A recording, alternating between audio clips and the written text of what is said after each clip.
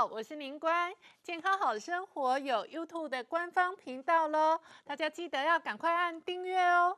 江医师哦，这个喉咙是很重要的通道，那不管是呼吸、食物、水分都要经过喉咙。对，然后再来哦，有一些人，比方说胃食道逆流，他那个胃酸跟反胃哦，也会烧到喉咙。所以呢，喉咙只要出问题哦，很有可能是上面的器官有问题，也有可能是下面的器官有问题。的确，其实非常常见的一种症状就是常喉咙会卡卡的。查了之后。大部分的医师他们都会跟病患说，其实你这个是喉咙的慢性咽喉炎，但是呢，很多的根本原因其实要去确认，要不然大部分就是说，你这个可能是胃食道逆流，结果最好胃食道逆流之后，事实上他的喉咙慢性炎还是没有好，所以其实它最常见的有3个原因，一个就是长期的干燥，譬如说像我们医生或是主持人常常讲话嘛，讲太多，老师也是讲很多话。那长期的干燥、声音使用过度，甚至使用不当，那另外还有一个就是睡着之后打鼾，或是长期用嘴巴呼吸，那喉咙长期干燥，事实上喉咙的一个保护膜呢，里面的一些抗体的含量不够，就容易会感染，甚至太干燥会发炎。好，那这个都是长期干燥导致的。那第3个就是鼻涕倒流，事实上刚刚有提到上面下面都有可能会夹攻喉咙。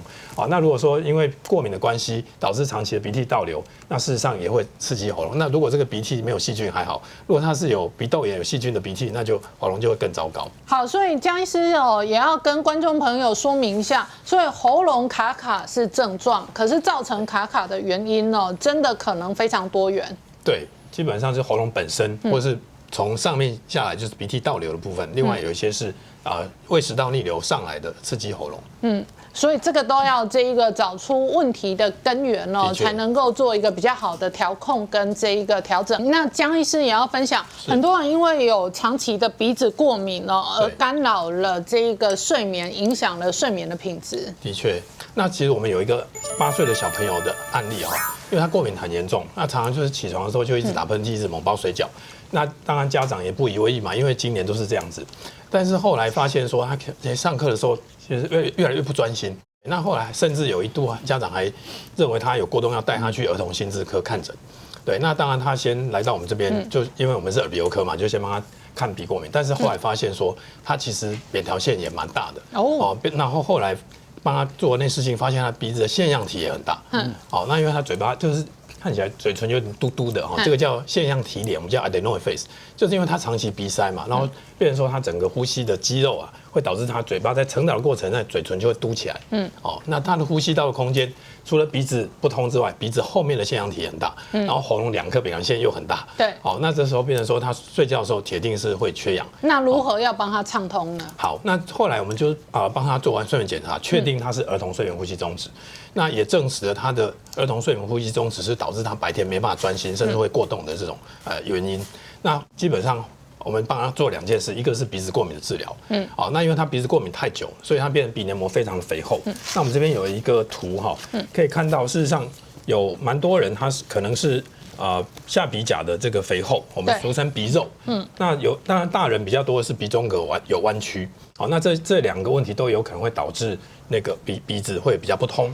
那如果说像刚刚讲这个8岁的小男生呢，后来我们就透过这个无线射频用这个打针的方式让他鼻肉减肥。那减肥之后，他鼻子就通了。那通了之后，后面再帮他治疗呼吸中止之后，他其实白天过动的表现完全解除。睡眠也变好了。过敏也变好了。对，但是过敏其实不是靠吃药吃药喷药是不会好，因为过敏是体质的问题。对，所以一般我们会建议过敏的病患呢，要做3件事，一个是改变体质，过敏才会根治。那第2个是可以考虑抽血确认过敏体质，譬如说很多人是对鸡蛋、牛奶或蔬菜、水果过敏，那如果没有抽血的话，可能就会断断续续的接触，过敏就很难好。那最后才是药物。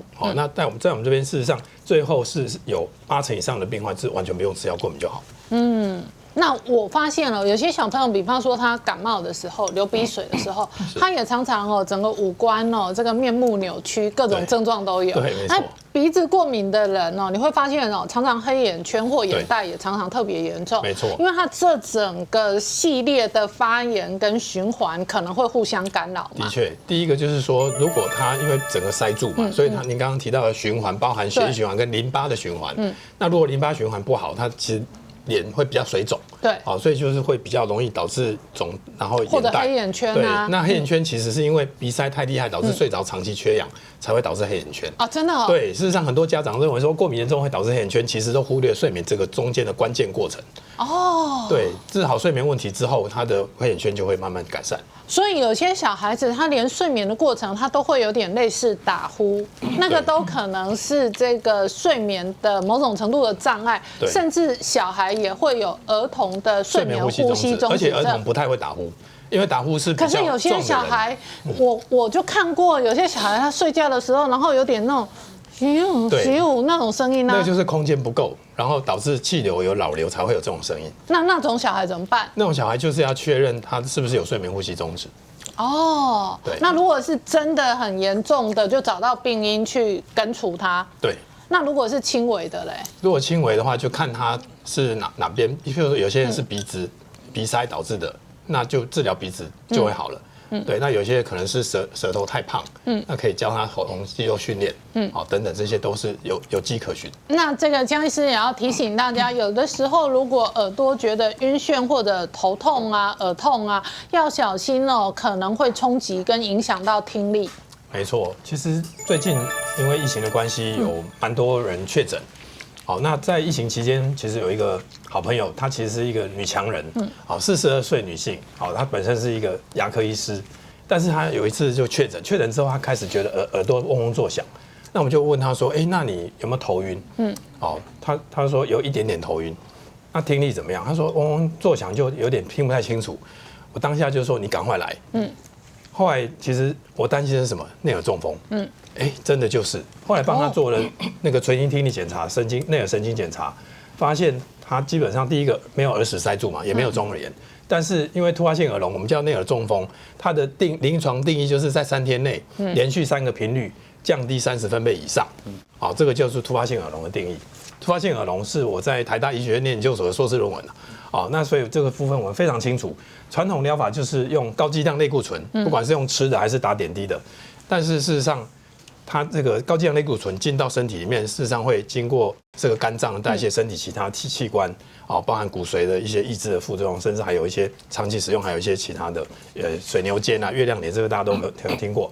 那后来因为我们团队呢发展出一个比较新的治疗的方式，就是叫做耳内注射。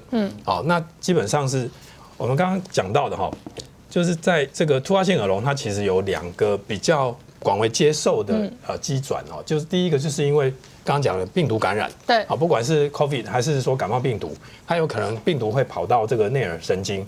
那这边其实我们有看到有2条神经一个是叫做前庭神经，一个叫耳刮神经，这个都属于第8对脑神经。那如果说因为病毒感染导致它的这个神经水肿，那它这个包覆在管道，这个好像那个火车过山洞一样嘛，那这个因为是火车膨胀了嘛，因为它肿起来所以山洞会把它压迫，所以这时候就会导致它的内耳神经功能会受损。那这个是导致突发性耳聋的其中一个大家认为比较主要原因。第2个就是内耳神经缺血，所以俗称内耳中风。对，那后来我们经过跟他讨论，他不太敢吃高剂量类固醇，也不敢打点滴，所以我们就建议说，那你可以用我们团队有发表在国际学术期刊的这个论文，就是叫耳内注射。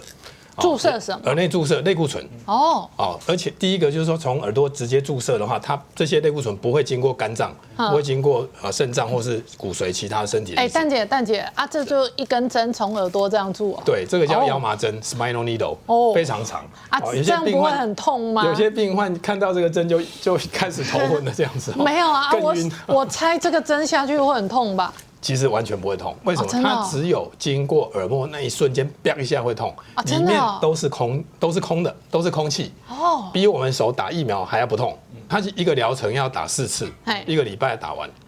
那这个是就是说效果，其实如果把握治疗黄金期3天内发现，赶快治疗的话，完全恢复的机会可以高达8、9成以上。OK， 好。但是还是要看它一开始多严重啊。如果一开始就已经很严重，那就不一定。